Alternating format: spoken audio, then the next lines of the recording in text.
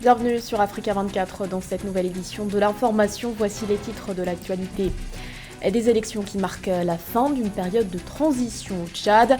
Les électeurs étaient appelés à voter le 29 décembre pour un triple scrutin, législatif, provincial et local. Un scrutin boycotté par une grande partie de l'opposition. Le bilan de la visite du président somalien Hassan Sheikh Mohamud à Djibouti. Le chef de l'État s'est entretenu le 29 décembre avec son homologue Ismaïl Omar Guelleh. Un entretien centré notamment sur la configuration de la mission d'appui et de stabilisation Somalie et dont le déploiement est prévu dès janvier 2025. Et puis l'augmentation au Kenya de la taxe de développement ferroviaire, une augmentation décidée par les autorités pour entretenir et renforcer le réseau. Les détails à suivre dans ce journal. C'était la dernière étape d'une transition politique qui aura duré 3 ans. Au Tchad, quelques 8 millions d'électeurs étaient appelés aux urnes pour les élections législatives provinciales et locales le 29 décembre. Une journée qualifiée d'historique par le président tchadien Mahamat Idriss Déby, qui est aussi allé accomplir son devoir civique. Marie-Roger Kouaou. Au Tchad, le 29 décembre 2024 a marqué un tournant décisif dans l'histoire politique du pays avec la tenue des premières élections législatives, provinciales et municipales. Le président de la République, Mohamed Idriss Déby Itno, a exprimé son vote à ces élections triplées, symbolisant la fin de la transition politique amorcée après le décès de son père, Idriss Déby Itno, en 2021. Le chef de l'État a accompli son devoir civique et devant la presse, il a qualifié ces élections de tournant historique pour la démocratie tchadienne et a appelé ses citoyens à une mobilisation exemplaire. 29 décembre 2024 est un jour historique pour notre pays. Ces élections ouvriront la voie à l'ère de la décentralisation tant entendu et voulu par le peuple tchadien. Elle sera effective.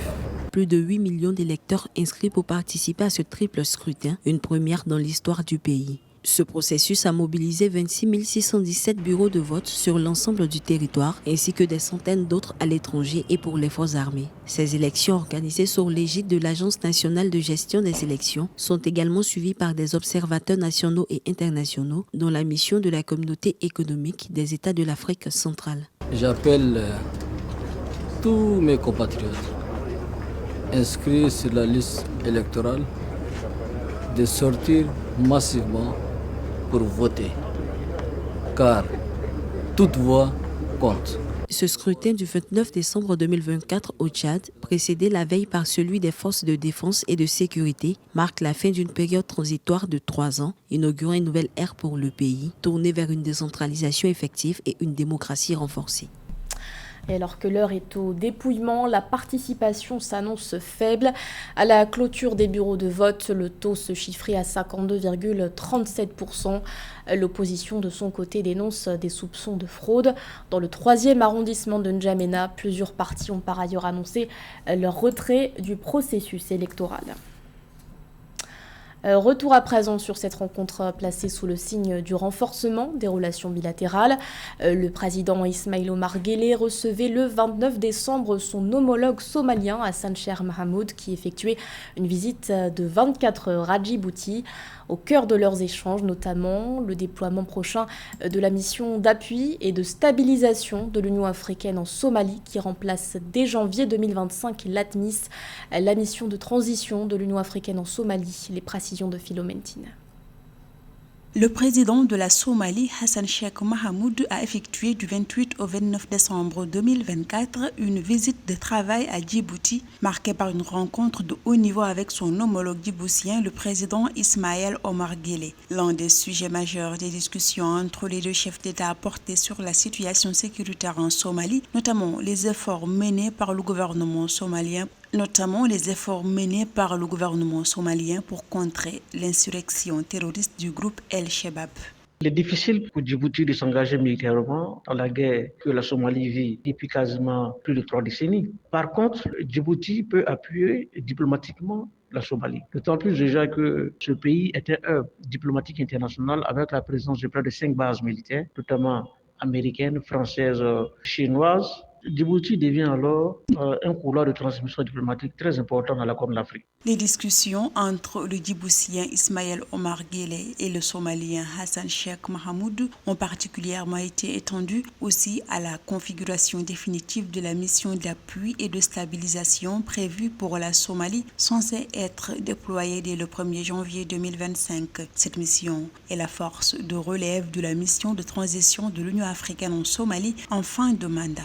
Et aujourd'hui, le président Omar Guelleh semble maintenant des présidents les mieux écoutés en Afrique, d'autant plus que son pays déjà qui est confronté à des menaces terroristes, notamment du côté du Yémen, constitue aujourd'hui l'une des nations les mieux protégées en termes de puissance militaire internationale en réalité. Par ailleurs, les deux dirigeants ont abordé d'autres sujets d'intérêt commun, portant notamment sur les questions géopolitiques touchant la région de la Corne de l'Afrique et au-delà, avec une attention particulière aux enjeux internationaux affectant la stabilité et la prospérité de leur pays.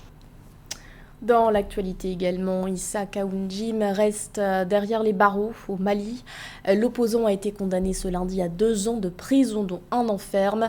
À cette peine s'ajoute également une amende d'1 million de francs CFA. Il était accusé, je cite, d'offenses commises publiquement envers un chef d'État étranger et injures par le biais de systèmes d'information. En cause, ses propos tenus lors d'une émission diffusée sur la chaîne Joliba TV. Il avait qualifié de mise en scène des images de la radio-diffusion-télévision du Burkina, présentées comme un supposé coup d'État déjoué à Ouagadougou. Des propos qui lui ont valu son incarcération en novembre dernier. 2024, une année qui a été marquante pour le Togo sur le plan politique. Après l'adoption d'une nouvelle constitution, le pays avait organisé en avril dernier ses élections législatives. Un scrutin quelque peu symbolique puisqu'il a fait office de test pour la Ve République. Mais ces élections ont aussi ravivé des tensions entre pouvoir et opposition. Le bilan avec Steven Midjola.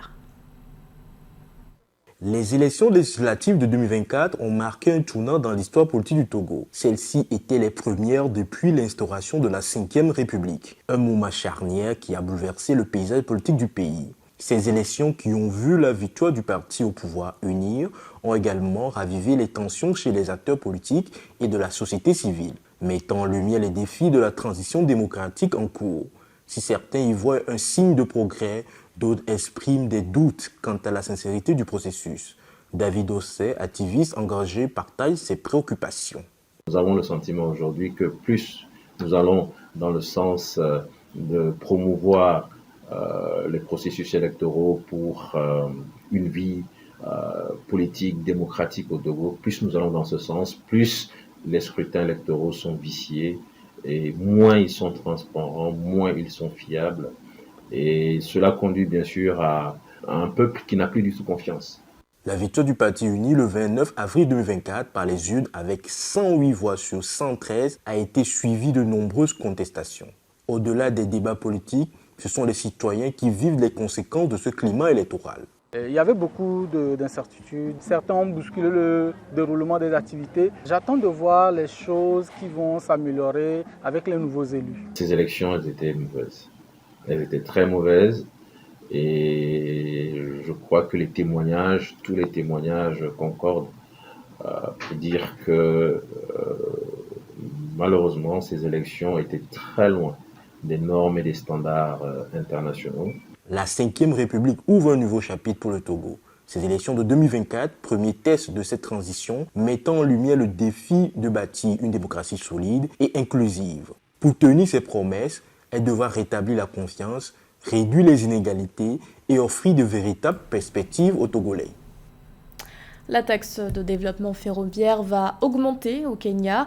Cette augmentation, décidée par le Comité des finances et de la planification de l'Assemblée nationale, résulte d'une baisse des recettes au cours de l'exercice 2023-2024. La taxe en question est appliquée sur les marchandises importées. Avec cette hausse, les autorités entendent non seulement étendre, mais aussi renforcer le réseau ferroviaire. Marie-Raphaël Antolo. Le 27 décembre 2024 au Kenya est officiellement entré en vigueur le nouveau projet de loi fiscale. À cet effet, le Kenya a augmenté le taux de la taxe sur le développement ferroviaire de 1,5% à 2%. Selon les autorités, ces fonds permettront d'entretenir et de développer les infrastructures ferroviaires du pays. Je pense qu'il faudrait essayer de revoir l'introduction de ces lois sur les marchandises. Cela représente un poids supplémentaire. La taxe sur le développement ferroviaire au Kenya est payée sur toutes les marchandises importées dans le pays.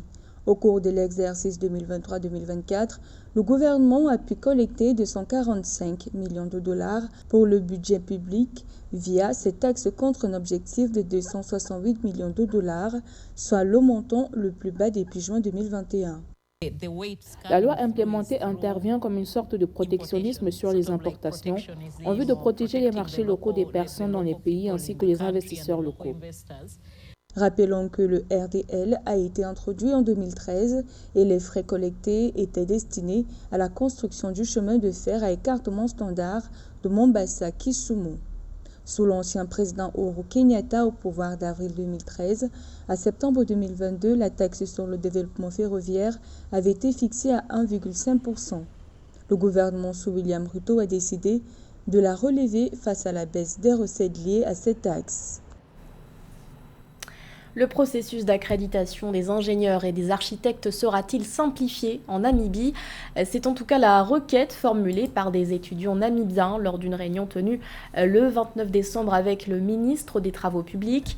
Après l'obtention de leur diplôme, les futurs ingénieurs et architectes doivent d'abord être accrédités par 2 organismes spécifiques. Une procédure qui ouvre les portes du marché du travail, mais qui s'avère être longue. Explication avec Samantha Sabero-Sabomanga. Lors d'une réunion tenue le 29 décembre 2024 avec le ministre des Travaux publics et des Transports, John Mutarwa, les étudiants namibiens qui poursuivent leurs études à Cuba ont exhorté le gouvernement à simplifier les processus d'enregistrement ou d'accréditation au Conseil d'ingénierie et au Conseil des architectes. Cela pose des problèmes, car pour l'enregistrement, nous devons être encadrés par des ingénieurs agréés. Et compte tenu du fait que le ministère ne dispose pas toujours d'un bon nombre d'ingénieurs ou d'architectes agréés, il devient un peu difficile de former les étudiants. En Namibie, après avoir obtenu leur diplôme, les étudiants en ingénierie sont tenus de s'inscrire auprès du Conseil d'ingénierie et du Conseil des architectes. Il s'agit de 2 organismes statutaires qui réglementent le champ d'exercice au sein des professions susmentionnées. Les diplômés ne peuvent pas être employés de manière permanente sans une accréditation complète des 2 conseils, une exigence que déplorent les étudiants qui souhaitent intégrer le monde professionnel. C'est lent peut-être, mais c'est en cours. Et vous avez raison de dire que nous devons abroger complètement la loi actuelle sur l'ingénierie de 1960 et la loi sur l'architecture. C'est archaïque, c'est frustrant. Il y a un certain nombre d'étudiants et certains d'entre eux sont toujours chez eux pour s'inscrire. Selon les experts, de nombreux jeunes Namibiens ont des ambitions, mais plusieurs obstacles les empêchent de transformer leurs idées en entreprises fiables qui pourraient contribuer à l'économie et créer des emplois pour d'autres. En 2023, le taux de chômage des jeunes en Namibie est resté quasiment inchangé, autour de 38,3%, ce qui marque la 3e baisse consécutive du taux de chômage des jeunes contre 38,58% en 2022, selon les données de l'Agence nationale de la statistique du pays. Coup de projecteur pour finir sur cet événement qui a réuni des créateurs de mode venus d'Afrique et d'Europe. La station balnéaire de Saly au Sénégal a abrité les 28 et 29 décembre la Saly International Fashion Week, un événement pour célébrer la richesse et la diversité de la mode africaine. Point phare de ce rendez-vous, un défilé spectaculaire organisé au bord de la plage. Les mannequins ont défilé sur un podium avec en toile de fond les vagues de l'océan. Les collections ont mis en lumière des designs innovants, alliant tradition et modernité, des créations qui reflètent les diverses influences culturelles des designers. C'était le journal de la rédaction. Merci de l'avoir suivi et restez avec nous. L'information continue sur Africa 24.